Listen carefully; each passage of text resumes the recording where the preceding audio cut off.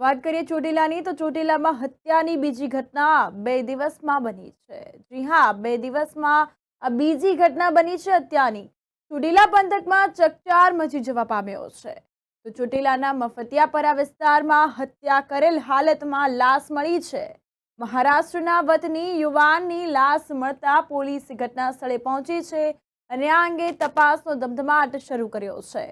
મરનાર પોતાના સાળીના ઘરે આવેલ અને કોઈ કારણસર પરિવારના આંતરિક વિવાદમાં આ બનાવ બન્યો હોવાની જાણકારી જે છે તે પ્રાપ્ત થઈ છે। તો મૃત્યુ પામનાર વ્યક્તિનું નામ રામચંદ્ર પ્રેમચંદ પવાર હોવાનું સામે આવ્યું છે। તેની સાળીના ઘરે હત્યા થઈ હોવાની આશંકા સેવાઈ રહી છે।